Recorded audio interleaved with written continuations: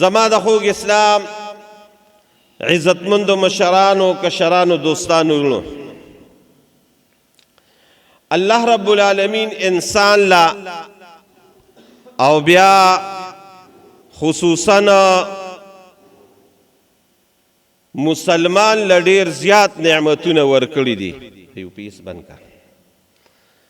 ډیر نعمتونه ولا ورکړي دي او کو دا الله دا نعمتونه منګ او تاسو شمیر کو نو دا ناممکن ده، امپاسبل ده چې دا الله رب العالمین نعمتونه شمیر کړي شي. دا به انتها دي. نو دا الله رب العالمین نعمتونه انتها نشته، به انتها نعمتونه انسان لور کړي دي. او کو د دې نعمتونو شمیر الله رب العالمین په یو ځای کې نه، په دریو څلورو ځایونو کې الله ویلي دي. وی کو تاسو زما د نعمتونو شمیر شروع کړه نو دا امپاسبل ده. الله دا سی ویلي دي. دا لفظ ته ما انګلیش کې بیان کړ، خو ناممکن ده چې موږ او تاسو د الله نعمتونه شمیر کړو. زه بعضې وخت سوچ کوم ویم زموږ د ساینس او ټیکنالوژي ډېر زیات ترقي وکړه. حقیقت دا دی، دې کې شک نشته. ساینس او ټیکنالوژي نن حد کړی دی. دا هوا دا تاسو موږ چې وینو د دې هوا مقدار او د دې هوا رفتار نن ساینس او ټیکنالوژي دا دریافت کړی دی، پیدا کړی دی. وی دومره دغه کې هوا روانه ده، دومره هوا ده دلته، دا وی د دې شمیر کیږي. دا ګرمي شي ګرمي، من خو بس په بدن لګیا یو ګرمي ده او یخني ده او ګرمي ده او یخني ده. خو ساینس او ټیکنالوژي نن داسې آلات ایجاد کړي دي چې د هغې د ګرمۍ او د یخنۍ په هغې باندې پته لګي. دومره سنټیګریډ نن ګرمي ده او دومره سنټیګریډ نن یخني ده. نو د هغې شمیر هم شوی دی. او زه دا ویم دا ممکنه ده، هسې د ساینس او ټیکنالوژي ته موږ ګورو، دا ممکنه ده چې یو وخت داسې راشي چې د اسمان دا ستوري به م وشمېرلی شي، د اونې دا پاڼې به م وشمېرلی شي، د سمندر دی گهرایۍ ته به م انسان لاړ شي. خو زه دا نن هم ویم دا به سبا هم ویلي کېږي او دا به د قیامت د ورځې پورې دا حکم وي چې په دې مخ د کائنات کې چې الله رب العالمین د انسان او د مخلوق له کوم نعمتونه ورکړي دي، نو دا ناممکن ده چې د الله د نعمتونه شمیر کړي شي. دا څوک هم نشي شمیر کړی. دا الله په قرآن کې وین تعدوا نعمت الله لا تحصوها. او یو ځای کې نه، دا د قرآن شریف په دوه دریو آیاتونو کې هم دقه شان لفظ راغلی دی. کو تاسو زما نعمتونه شمیر کړل، دا ناممکن ده چې الله وی زما نعمتونه تاسو شمیر کړي. نو زما عزتمند ورونو، موږ له الله رب العالمین بے انتها نعمتونه راکړي دي او د هغې نعمتونو شمیر نه کیږي. خو بیا رسول الله صلی الله علیه و آله وسلم په احادیثو کې داسې بعضې خبرې بیان کړي دي چې د هغې نعمتونو تخصیص یې کړی دی چې د دې نعمتونو قدر تاله درشي او د دې په قدر پیشي. نو یو حدیث دی په مسند احمد کې هم دی دا حدیث،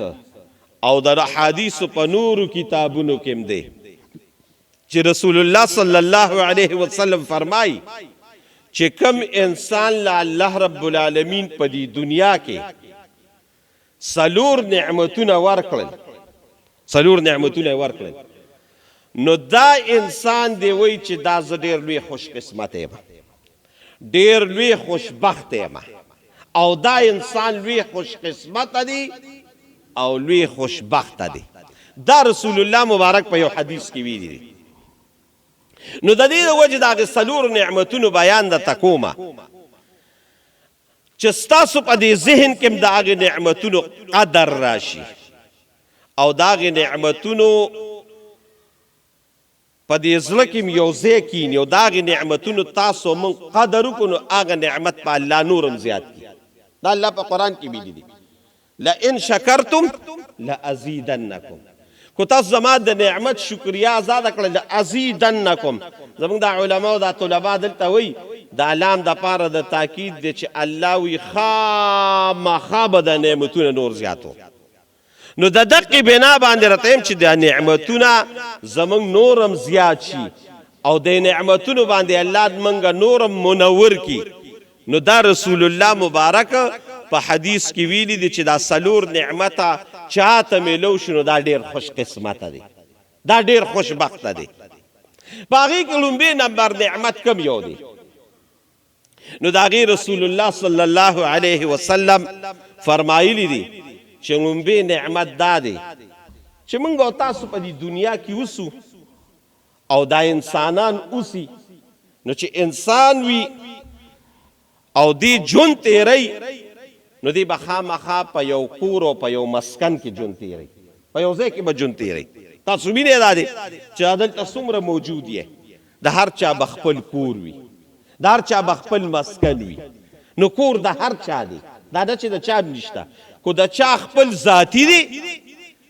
او کو د چا خپل ذاتي نشته نو هغه ځان له پکارۍ اخیستی دی دا ټول داسې دي تاسو ته پته لګي نو کورونو کې خامخا موږ اوسو اوس رسول الله صلی الله علیه وسلم فرمایي چې کورونو کې خو ته اوسې کور کې خو ته اوسې خو خوش قسمته خوشبخته هغه انسان دی چې د چا کور هغه وسیع وي د وسیع معنا راته کومه د چا کور فراخه وي نو چې د کوم انسان کور فراخه دی دا انسان د دنیا خوش قسمت ترین انسان دی اوس فراخه څه ته وایي د فراخه تعریف وایي زمونږ په ذهن کې خو فراخه دی ته وایي چې سم یو جیرب کور دی وي دا زمونږ د ذهن دا سوچ خبره ده چې یو جیرب کور دی وي خو فراخه دی کور ته نه وایي ګورئ دا فراخه کور نه دی چې یو جیرب کور دی وي او یو شل مرلي کور دی او یو څلوېښت مرلي کور دی وي یا د یو 2 کناله کور وي دا فراخه نه دی فراخه څه ته وایي فراخه کور هغې ته وایي چې دې کور ته راننوځي او دته په دې کور کې یو سکون میلو شي دته په دې کور کې یو راحت میلو شي اوس دا د الله رب العالمین ډېر لوی انعام دی دا راته د دې دپاره ویمه چې د بعضې خلکو کورونه ډېر لوی وسیع وي خو هغه ته په هغې کې هغه سکون نه وي هغې ته په هغه کې هغه راحت نه وي نو کور ډیر لوی دی او راحت پکې نشته سکون پکې نشته د دې کور دا د پر جهنم وي خو کور وړوکی وي پوټینی وي خو دته پکې راحت دی سکون دی دې ته وایي وسعت د کور دې ته رسول الله مبارک ویلی دی او دا زما عزتمندونو د انسان د زندګۍ سره یو تړلې خبره ده دا وسعت به څنګه راځي دا به دی کې چې ستا کور کې برکات وي نو ستا زړه به پکې ډېر زیات خوشحاله وي خو که د کور نه برکت کله ووته دا یاد ساتئ نو غټ کور به وي خو خوشحالي به پکې نه وي د دې د وجې ګوره د دې په بنا باندې رسول الله صلی الله علیه وسلم به د کور د برکت دپاره دعا کوله د کور د وسعت دپاره به باقاعده دعا کوله او سجانه کو تا ته یادي نو غالبا ما په دې جمعه یا په بلې جمعه ویلو چې کله ته اودس چارندام ته کینی نو د دې چارندام په دوران کې به رسول الله مبارک نه یو دعا منقول ده او ډېره اهمه دعا ده ما خو تاسو ته ووي چې څه موږ مولیان درته نه وایو او څه تاسو امیان او اوریدونکي عمل نه کوئ په خبره عمل نه کوئ نو بس منګه وای چې عمل په نه کوي نو څه وته وای دیو نمبر کوشش نه کوي چې دا زه زده کم کوشش زمونږ نشته نو داغي په بنا باندې موږ د دې خبرو نه یو خبر نور رسول الله صلی الله علیه وسلم چې بکلا چارندام تکیناست نو باقاعده به دعا وی او دعا به څنګه وی اللهم اغفر لي ذنبي خدایا زما ګناه معاف کړي اوس پر رسول الله مبارک باندې ګناه نشته دا تعلیم للامت تی چې امتیان ګورې دا تاسو ته ویما پیغمبر د ګناه نه پاک دی دا مو تا ته وی او مو تا په ګناه کې لتلو پتلو یا سجانه قدم په قدم موږ نه ګناهونه کیږي نو په قدم به توبه وباسي قدم به قدم به توبه وباسي هر وخت به الله ته متوجه وي نو دی چاراندام کې چې کله ته چاراندام کې نو دی سرګور دا رسول الله مبارک وي چې د انسان په دې مخ باندې اوبه چولی کېږي په دې خلو باندې په دې پوزه کې په دې سترګو باندې په دې لاسونو باندې نو دا محکم حدیث د رسول الله مبارک چې دې سره الله رب العالمین د انسان دا ګناهونه معاف کوي او زمونږ امام اعظم ابو حنیفه رحمهم الله الله دې درجات بلند کی بعض خلق کی اغویل الله رب العالمین یو زمونږ دا ظاهری طاقت دی ظاهری طاقت دا دی چې سړی په دې موټو مضبوط وي ډېر کسان پکې داسې شته چې په موټو باندې مضبوط وي نو طاقت یې پکې پنډ اوچتولی شي اوس موږ پنډ څه چې خښت هم نشو اوچتولی بعضې سړي وي پنډ اوچتوي دا ولې د هغه ظاهري طاقت وي دقه شان د علماو له او د نیکانو خلکو له الله باطني طاقت ورکړي وي اوس باطني طاقت څه ته وایي نو نه زموږ دومره علم شته او نه ستاسو کې دومره طاقت شته چې زموږ په هغې خبر تاسو پیښ یې دومره دغه کې نشته نو زه یې راته د دې وجې نه کوم چې باطني علم اوس څه ته وایي او د باطن د علم کم مقام دی او د باطن د علم کم مرتبه ده نه په هغې تاسو پیږې او نه موږ دومره علم شته خو د بزرګانو له د نیکانو له د صلحاو له الله باطني سترګې ورکړي وي بهر کې زه راته په هغې د خپلې موضوع رانه پاتې کېږي بجلي هم نشته او هغه خپلې موضوع له ځو نو داسې چل دی چې امام اعظم ابو حنیفه دا طاقت الله ورکړو چې هغه خدای پاک دا ماله کرامت را کړی دی چې یو انسان کله په دې مخ اوبه واچي نو زه وینم چې د کوم سترګو ګناهونه کړي دي غوږونه یې کړي دي د ده لاندې روان لاس باندې کله دی اوبه واچي چې د ده لاس کومه ګناه کړې وي زه په خپلو سترګو وینم چې هغه لاندې لاړې شي غوږ چې کومه ګناه کړې ده زه په خپلو سترګو وینم چې د چاراندام اوبو سره هغه لاندې لاړې شي نو د دې نه وجه سجانه ته په چاردان کې وې اللهم اغفر لی ذنبی خدای زما ګناه معاف کړي بیا واپسې دویمه دعا دا کې ووسع لی فی داری خدای زما کور فراخه کړي زما کور فراخه کړي اوس د کور د فراخۍ څه مقصد دی زما عزتمند درونو د کور د فراخۍ مقصد دا دی چې ستا په دې کور کې سکون راشي ستا په دې کور کې راتلو باندې ته خوشحاله شي او دا کېږي ګرونو دا اوس ما خو تاسو ته ووي چې بعضې خبرې داسې چې زما د خولې نه راوځي او بعضې خبرې دا دي چې هغه انسان محسوسوي په خپله باندې دا په خپله محسوسوي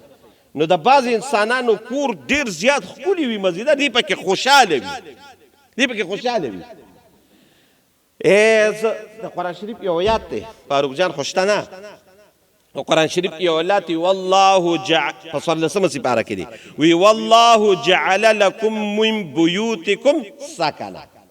وی الله رب العالمین هغه ذات دی چې تاسو د پاره ګرځولي دي ستاسو کورونه سکنن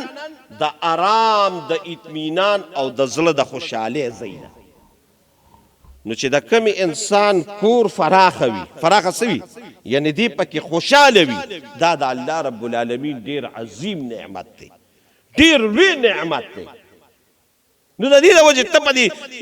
د اودس چاردام په دې دعا کې وې خدایه وسع لی فی داری زما کور فراخه کې نو رسول الله مبارک وي چې د کم سړي کور فراخه وي نه دته پکې ذهني سکون وي ذهني راحت وي الله رب العالمین وی دا ډیر د رسول الله مبارک په خلی مبارک وی دا ډیر خوش قسمته انسان دی زما والد صاحب خیر دی الکانو ته خو پته نه لګي ځکه چې شپږ کاله د هغه د وفات شو خو هغه وخت کې موږ ماشومان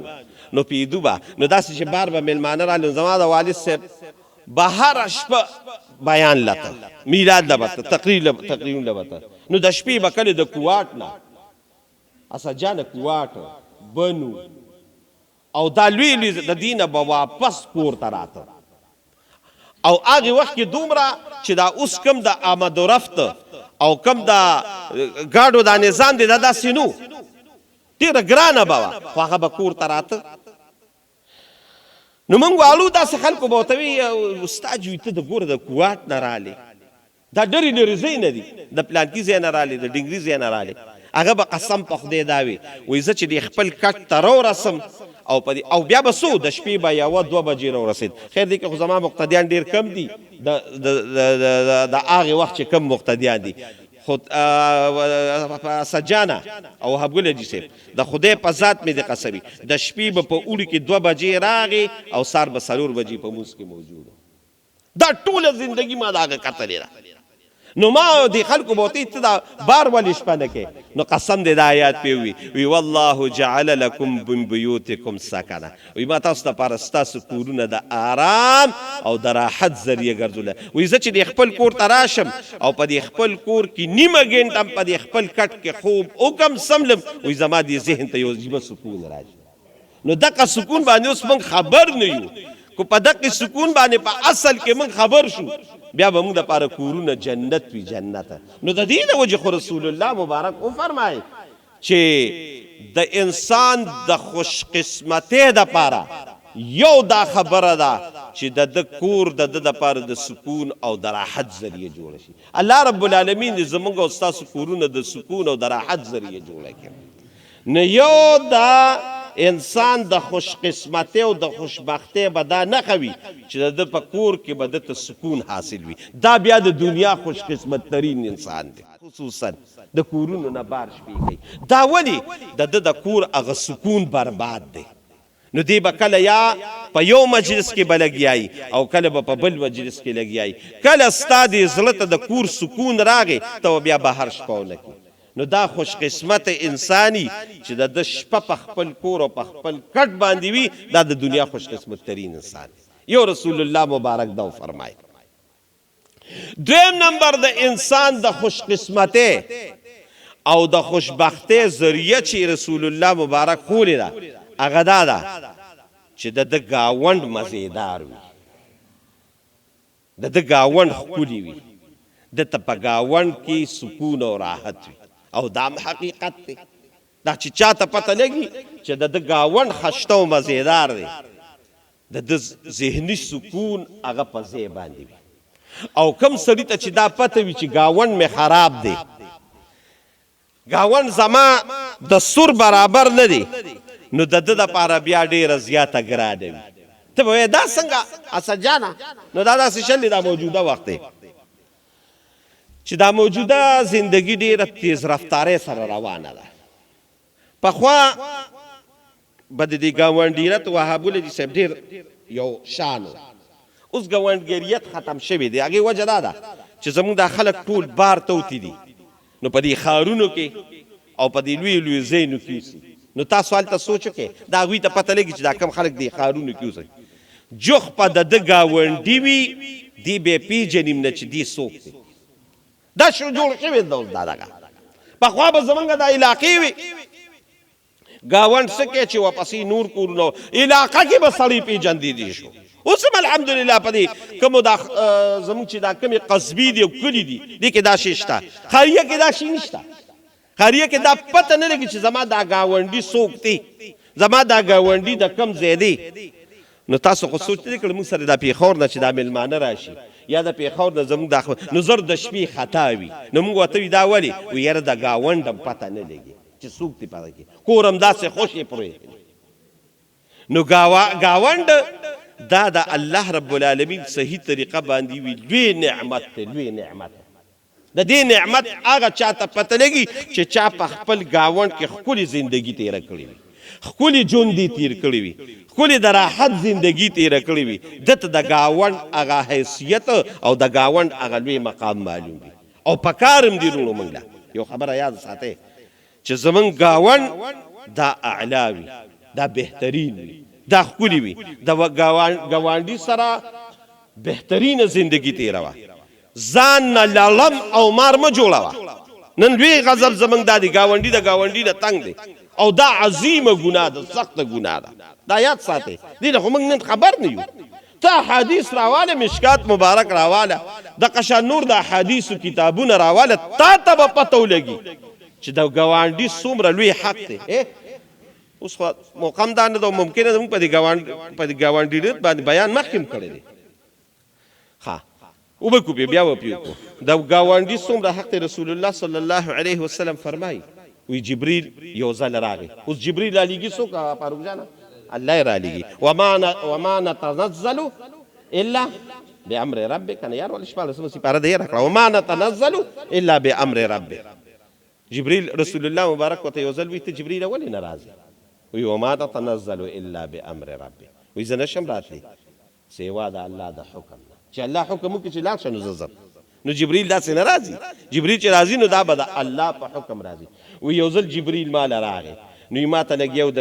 ګاونډي دا حق دی د ګاونډي دا حق دی د ګاونډي دا حق دی د ګاونډي دا حق دی د ګاونډي دا حق دی د ګاونډي دا حق دی وی دا حقوق بیانول قسم په خدای د مشکات مبارک حدیث راوسته شوی دی کنه وی زه ویریدم اصل چې ګاونډي را سره په میراث کې شریک میراث کې خلک څوک شریک کوي بلډ ریلیټډ څه شي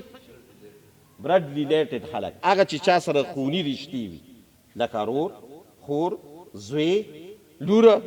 دا بلډ ریلیټډ رشتې دي دوی له به خپل هغه د وراثت هغه د دې نه علاوه به چاله نه ورکوي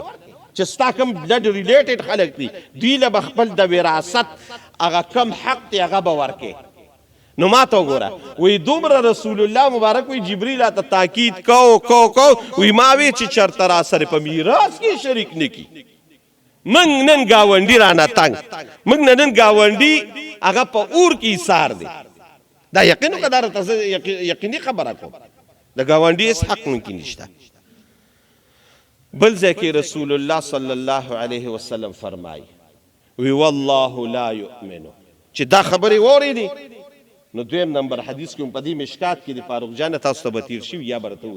وی والله لا یؤمن وی قسم په خدای مؤمن نه دی قسم په خدای مؤمن نه دی رسول الله سره قسم خوري په دریم ځل بیا رسول الله مبارک وی قسم د مؤمن نه دی چې دا قسم خوري رسول الله مبارک صحابه ته اے د الله رسول دا څوک وی چې د کم انسان نه گاونډي تنگ دی دا مؤمن نه دی دا مسلمان په حقیقت کې نه دی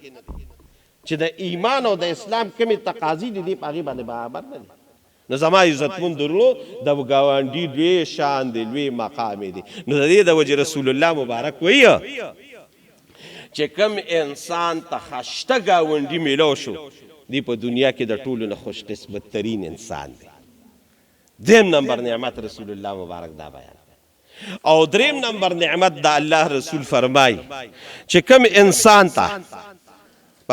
اسجانه لګوشه کم انسان ته د خوخي بیبي د خوخي بیبي میلاو شو د سور بیبي میلاو شو دا انسان په دنیا کې خوش قسمت دی په دې خو تاسو ټول پیږي یو عبدالقیوم جان پې نه پیږي نور په ټول پیږي خدای دې هغه باندې مرحم وکړي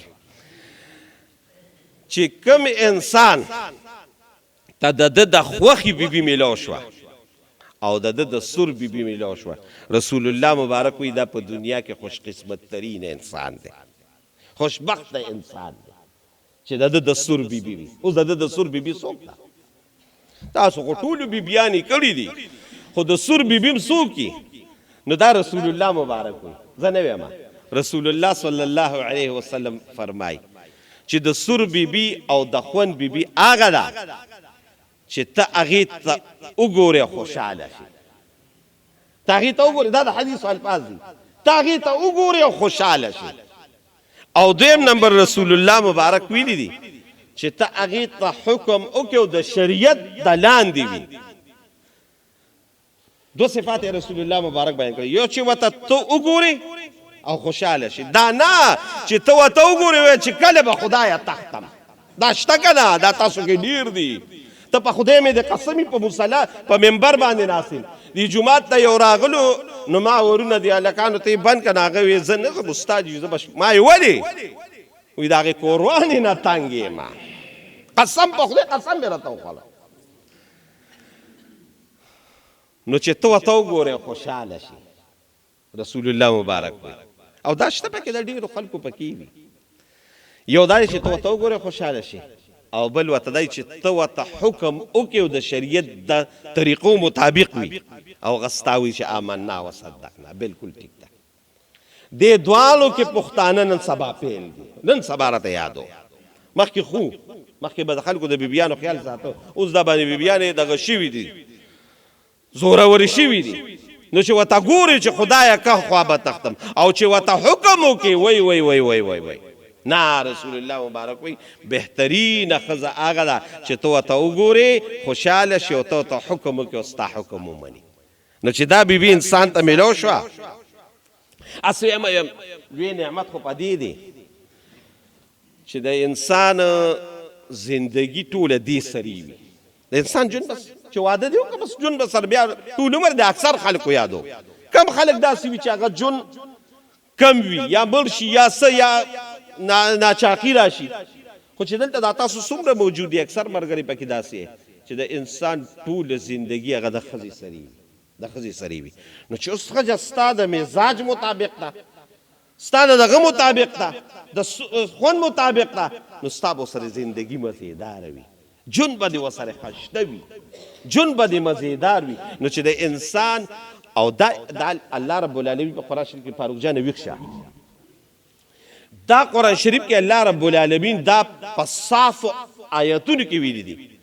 چې دا بیبي ما ستاسو دپاره د ذهن د سکون یو لویه ذریعه جوړه کړې ده. قاضي صاحب ویښ شه، ومن آیاته ان خلق لکم من انفسکم ازواجا لتسکنوا الیها. کنه ولې روجه قرآن لنډه ده، لتسکنوا الیها. ما ستاسو لپاره ستاسو دا بیبیانې الله وي دا یو نښه جوړه کړه د دې د وجې چې ستاسو ته یو ذهني سکون حاصل شي، چې کومه ما تا ته وي د شریعت مطابق وي. ګورئ نو کوشش کوئ ودونه خو پکې خیر اکثر کړي دي، خو بیا هم راته یو خبره کوم چې کله واده کوې، دا کوم چې چا نه دي کړی، عبدالقیم جان ته وایم د نورو ملګرو ته وایم چې چا نه دي کړی، نو د واده دپاره چې کله انتخاب کې نو لږ د رسول الله مبارک حدیث راله چې ما زما د ذهن ته به دا بیبي څنګه دا شي موږ نه کوو، د دې شي د موږ نه یو خبر. نو د هغې د وجې موږ په ګن باندې ووړو چې زما زه کومه بیبي کوم چې یاره دا بیبي زما د سر او د دغه مطابق، هغه دقه د سر او د دغه مطابق به څه وي، ابه دینداره بیبي وي چې دین پکې وي. نو د دې وجې ابو هریره رضی الله تعالی عنه اسجانه ویښ شه، یو ځل رسول الله صلی الله علیه وسلم له راغی، وایي د الله رسوله واده کول غواړم، کومې ښځې سره واده وکړم؟ نو رسول الله مبارک یو ناشنا قانون ورته بیان کړه. ما ته وګورئ، یو ناشنا امجد جي صاحب یو ناشنا قانون یې ورته بیان کړه. وایي ته بیبي د دې دپاره وکړه، وایي تنکح المرأة لاربع، وایي خلک چې ودونه کوي نو د څلورو وجو کوي، چې څلورو وجو خلک ودونه کوي. بعضې خلک ودونه کوي د څه د وجې؟ لمالها، چې پلانکې له ورځمه او پلانکې کوو، دې سره مال ډېر دی، دې سره به هغه غضب سته څه وي، جهیز وی وی وی وی جهیز به ورسره ډېر وي، پرج به هم ورسره راځي، او رنګین ټلویزیون به هم راځي، او دقه شان AC به هم راځي، DC به هم ورسره راځي، او دقه شان فرنیچر به هم ورسره ښه وي. دا ښه دا زموږ د معاشرې خلک دي. تنکح المرأة لاربع لمالها، دې سره مال ډېر دی، جایداد کې حصه ډېره ده. وایه ورپسې لمالها، ورپسې وایه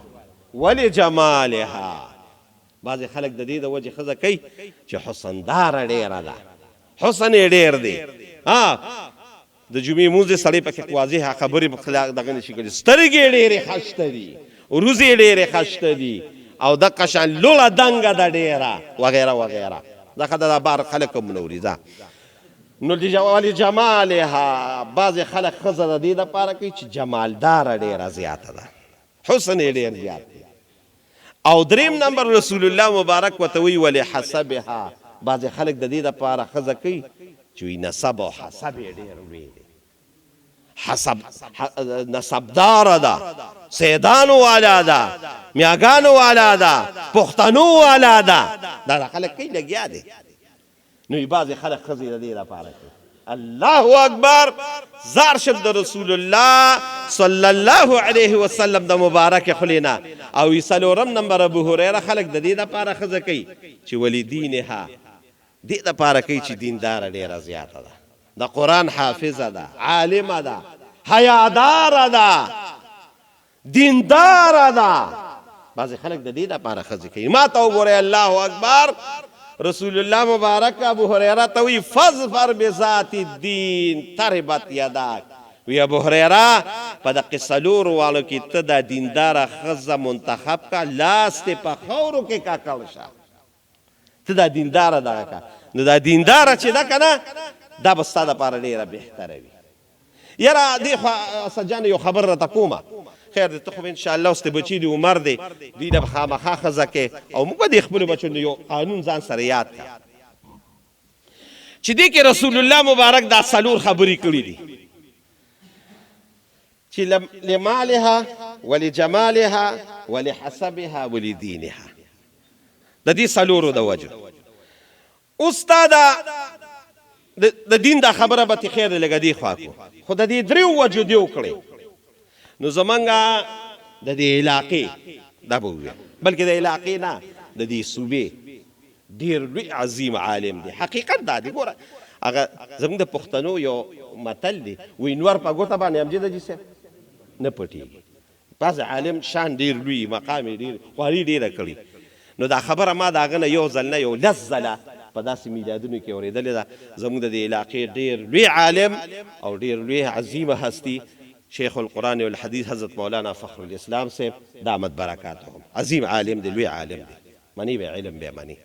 نو د هغه د خولې نه ما دا خبر اورېده خو د هغه د کتاب حواله ورکړې وه خیر هغه حواله ما پیدا خو ما نه هغه حواله یې راته ما یې زه به چېرته تپوس کوم چې دا د تا څه د حوالې ده یو ناشنا خبره یې کړې دا وری وی خلک یا د حسب د وجې کوي یا د نسب د وجې کوي یا د حسن د وجې کوي یا د مالدارۍ د وجې کوي نو که د مالدارۍ د وجې دې ووایي چې یاره دا پلانکی د مالدارۍ د وجې کوم که نه او د مالدارۍ د وجې دې وکړه نو هغه قسم وخوړه وایي که تا په دې نیت د مالدارۍ د وجې وهابګلې دې صاحب وکړه نو قسم په خدای الله به دې غریب کوي تا د مالدارۍ په وجې وکړه دین دې پرېښود د مالدار چې دا مالدار وایي الله به دې په اخره کې غریب کوي او د الله شان ته ګوره د رسول الله مبارک په دې منبر ناصب یو نه دوه نه درې دا ما صرف د خدای په ذات مې د قسم زما 50 کاله عمر دی په دې 50 کاله عمر کې ما په دې خپل علاقه په 400 کې داسې درې کسان ولیدل چې هغوی د دې مالدارۍ د وجې ښځه کړې وه امجد صاحب د خدای په ذات مې د قسمي غریبانان شو د خدای په ذات مې د قسمي غریبانان شو مال ټول لاړه دا ما په دې خپلو سترګو والله العظیم لیدلې دي نو که د مالدارۍ په وجه باندې دې وکړه نو غریب کېږي به او که د حسن په وجه باندې دې وکړه چې دا پلانکۍ ډېره حسنداره ده نو قسم په خدای دا مې لیدلي دي چې هغې ښځې هغه خاوند شرمولي هغه ښځه بله لښته ته دی ولې تا حسن مخکې کړه او وی چې د نسب د وجې کومه چې ما پلانکي خاندان کې ښځه کړې ده نو الله رب العالمین به د دقې په وجه باندې بېعزته کوي دا به دې بېعزته کوي دا یاد ساته او که نه وی چې ما دې د دین د وجې کړې ده د اسلام د وجې کړې ده نو دا یاد ساته چې الله رب العالمین به قدرتي طور باندې ستا په دې زړه کې کو هغه ښکلي ویم نه محبت په ده واچي ستا په دې زړه کې د هغې حسنداره به کړه تعالی او دا خو دا ستا په اختیار کې دی اسد جانا وی نه کنه یار وای کنه دا داسې په اختیار کې نه دی ولې دا ته وایم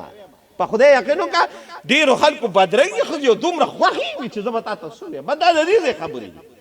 دا د دې ځای خبرې دي نو ګوره چې د دین په لحاظ یې کړې ده کو بدرنګ هم د الله بېرته خشته کوي کو په دې لحاظ یې کړې ده چې غریبه ده خو دینداره ده قسم په خدای د دې د وجې به د الله مالداري دا ما په دې خپلو سترګو لیدلي الله به د مالداري او کویا چې د حسب نو الله رب العالمین کو د حسب د وجې نه ده کړې خو دینداره ده والله العظیم الله به دې په دې جهان باندې اوچتوي دا یو قانون ځان سره نن یو سی ګورې دا یاد ساتئ کړي دي دا چا چې کړي به دوی خاص هم غرق دي خو دا چې چا نه دي کړي دوی یادو به ګورې دوی راته یادو نو دینداره ښځه ده دینداره ښځه دا د الله رب العالمین ډېر لوی نعمت دی د الله عظیم نعمت دی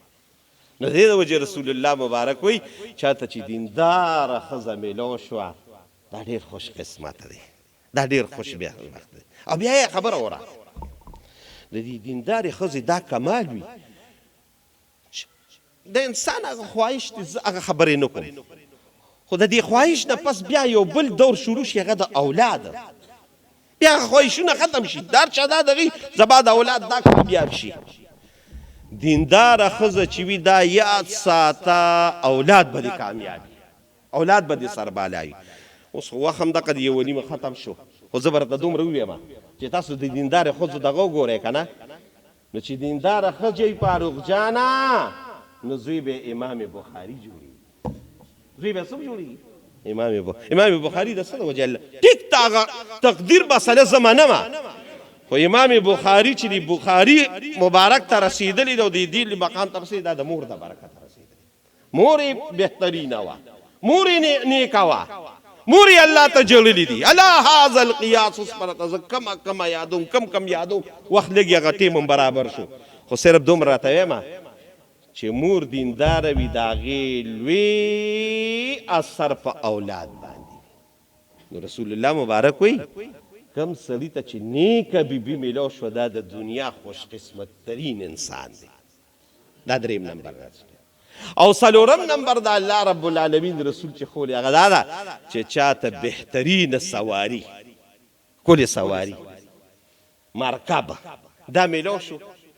نو دا د دنیا خوش قسمت ترین انسان دی. اوس سواري زه اکثر دې ملګرو ته وایم بعضې د انسان ضرورتونه دي د حیا او د عزت. وهاب ګل حاجي صاحب یو د انسان د حیا او د عزت پخوا خو به دا نو دا موږ ته خیر ما ته هم لږ یاد شي ډېر راته نه شي یاده، خو دا مشران چې کوم دي جانولا لالا دوی ته باید پخوا به دا خلک دا اودسماتي دا بار به دې پټو مټو ته تلل داسې دغه حاجي ګله داسې به تلل ډېر خلک به تلل. نو خیره خو پخواني خلک اوس پټي ختم شو، پټي کم دي. نو زم د انسان اهم ضرورت یو دا باتروم دی. د حیا د عزت شي د سړی پکې ښه په قلار ځان خو ښکلې پاریغ هم وي پاک هم وي صفان وي. نو یو د انسان اهم ضرورت باتروم دی او یو د انسان اهم ضرورت سورلي ده. دا د حیا د عزت شیز دی، سورلي د حیا د عزت شیز دی. نو زم سورلي دي کمزوري خو چې خشته او مزېداره وي. نو دا سورلي ده دا سورلي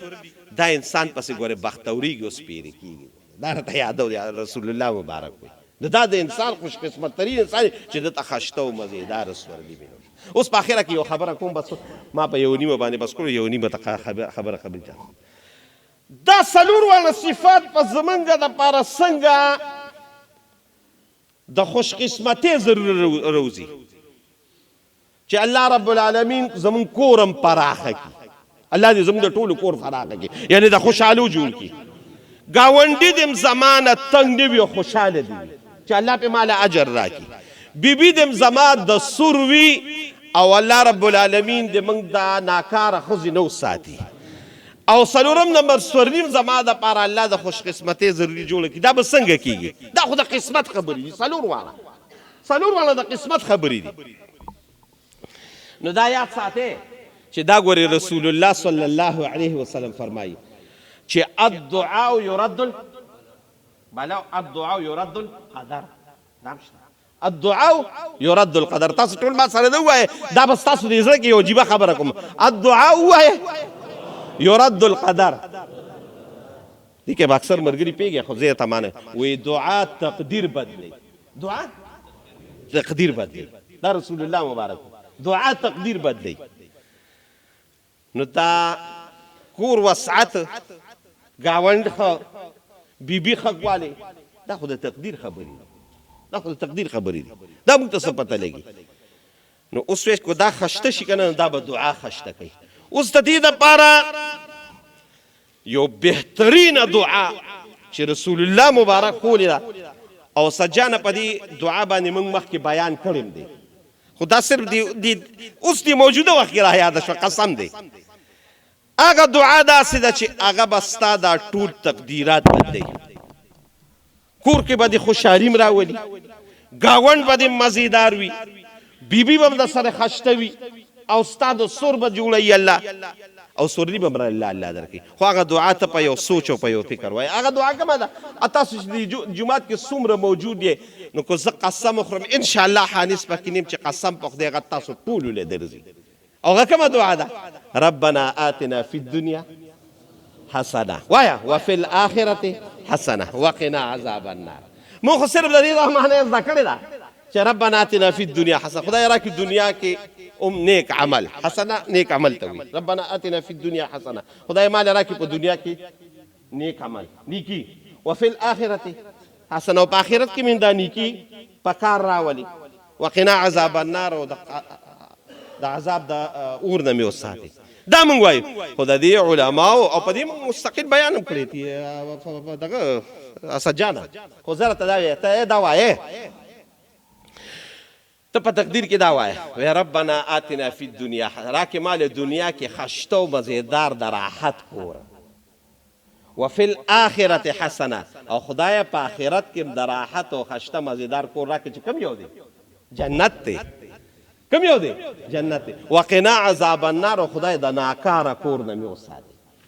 دا سوچ او تصور کې وایي. ټیک ده کنه؟ ربنا آتنا فی الدنیا حسنه، خدای راکې مال دنیا کې خشته او مزیدار کور. وفي الاخرة حسنه، او خدای په آخرت کې مم دا خشته کور د جنت نصیب کی. وقنا عذاب النار، او خدای د ناکاره کور د جهنم نه مې وساتي. دا په دې تصور وایا. دویم نمبر څه شی دی؟ گاونډ. خدای ربنا آتنا فی الدنیا حسنه، راکې مال په دنیا کې خشته گاونډي. وفي الاخرة حسنه، خدای په آخرت کې خشته گاونډي راکې. او خشته گاونډي به کوم ځای وي؟ هغه به په جنت الفردوس کې، او جنت الفردوس کې به څوک وي؟ هغه به جناب محمد رسول الله. نو خدای په آخرت کې مم دغه خشته گاونډي سره ژوند نصیب کړي. وقنا عذاب النار، او خدای د جهنم د گاونډګیرانو نه مې وساتي.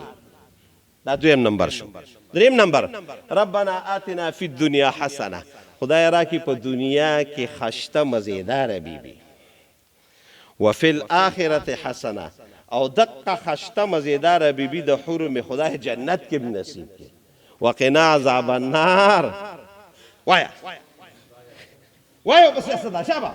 او د ناکاره ښځې نه مې وساتي. وقنا عذاب النار، د ناکاره ښځې نه مې وساتي. د ناکاره ښځه ناکاره شي دی.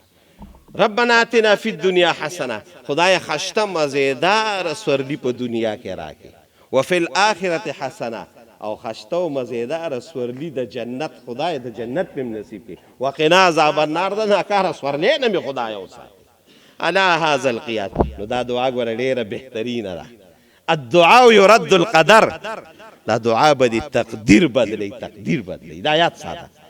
نو ما راته په دې خیر مخکې بیان کړی، دا مې اوس په دې تقریر په دوران کې قسم دې په ذهن کې راغی. دا دعا یولس ځله وایې او دا ټول تصورات پکې وایې. صرف دا مو وایې چې ربنا خدای دنیا کې نیک راکړه او په آخرت کې مې دا هم ټیک ده. خو دا ورسره وایې د الله رب العالمین رحمت ډېر زیاته وسیع دی. شابه، د الله رب العالمین رحم ډېر زیاته. یار په تیزه وایې، زه راته دومره تیزه. د الله رب العالمین رحم ډېر زیاته وسیع دی، پروا مه ساتې، دا به درکوي. الله رب العالمین وی، الله رب العالمین چې دا ټول انسانان او دا جنات دا ټول را یوځای کې کنه، زما دا ټول خدایي چې دا څه ده دا والي، زما په خدایي کې به دومره فرق رانشي. نو د الله خو ډېر لوی شان دی. الله سره خو هر څه دي. ولله میراث السماوات والارض. ستا په سوال باندې لګي نو دقې تصور باندې دا دعا وایې او دا څلور څیزونه مې راته خوشبختۍ او نیکبختۍ وکړل. نو د دې دعا د برکته به الله دا ټول څیزونه ستاسو دپاره د خوشبختۍ لویه ذریعه. الله دې زموږ او ستاسو د ټولو دقه نصیب کړي. دعا وکړئ الله زموږ په حال باندې رحم وکړي، الله زموږ ګناهونه معاف کړي، د دواړو جهانو خیر هم نصیب کړي، او دا نعمتونه الله موږ او تاسو ټولو له الله راکړي، او د دې بدو نعمتونو نه الله رب العالمین موږ او تاسو ټول الله وساتي، د دواړو جهانو خیر هم نصیب کړي، د دواړو جهانو شر نه الله محفوظ کی او ډیر په اخلاص باندې دعا وکړي چې الله په قدر د حاجت د رحمت او د عافیت ډک باران وکړي الله موږ د خپل قهر او د غضب نه وساتي الله موږ د خپل قهر او د غضب نه وساتي او د په قدر د حاجت د رحمت او د عافیت ډک باران وکړي څومره مرګري جامع مسجد حلیم آباد ترازی هر قدم یې پته نه کې خود او څوک خدای پاک د لور زین راضي الله د هغوی د دنیا او د آخرت خیر نصیب کړي څومره بیماران دي الله ټولو له صحت او عافیت ورکړي او څومره مردگان د علی اسلام وفات دي الله د ټولو مغفرت نصیب کړي خصوصا زموږ په کلي کې د ابراهیم او د اسماعیل د والده وفات شوي الله د هغې مغفرت نصیب کړي دویم نمبر د فضل کریم زموږ د جمعې کلک ملګری دی د هغه والده وفات شوي وه د تېرو ورځو کې الله د هغې مغفرت نصیب کړي او بل زمونږ د پیغام رحمداد دیدي او د هغوی والده پرون وفات شوي وه د الله د هغې مغفرت نصیب کړي بل زمونږ د کامران د سرالله ماما بچی دی د هغه ترور بیبي وفات شوي وه او د فلکناز مور بیبي وه الله رب العالمین د هغې مغفرت نصیب کړي او دویم نمبر فردوس کاکا زموږ د جمعې یو ملګری و دقلته به ناست او روغ د 20-22 سال نه براته نن هغه وفات شوي 2:30 بجې جنازه ده الله رب العالمین د هغې مغفرت نصیب کړي او الله د هغه هم د هغې جهان لوی خوشحالي نصیب کړي بل زموږ وهاب ګل حاجي صاحب دی او دوی ډیر د پیښور نه ډیر په مینه محبت راځي دی په پیښور کې ډاکټر پلازا د هغې کې دی خپل کاروبار دی د سره یو زنانه ده او ډېره ښه ښځه ده ډېره حیاداره ښځه ده د هغې والد صاحب وفات شوی بله ورځ غلام غوث صاحب د هغه نوم وه او موږ ته ډېر زیات ورته موږ په دلته په دې دغې کې هم دعاګانې کړې وې د هغه د بیمارۍ خو انسان دپاره یو وخت مقرر دی نو هغه وفات شوی الله رب العالمین د هغه مغفرت نصیب کړي او قبر دی الله د جنت د باغچو نه باغچه وګرځوي دقې اولاد له دقې دوی چې کوم دا پریټر د الله د هغوی له صبر ورکړي او په دې صبر د اجر ورکړي دا څومره مړي شو الله یې د ټولو مغفرتونه نصیب کړي الله یې د ټولو قبرونه جنت د باغچو نه باغچه وګرځوي او الله دې زموږ او ستاسو دواړو جهانو خیر نصیب کړي برحمتک یا ارحم الراحمین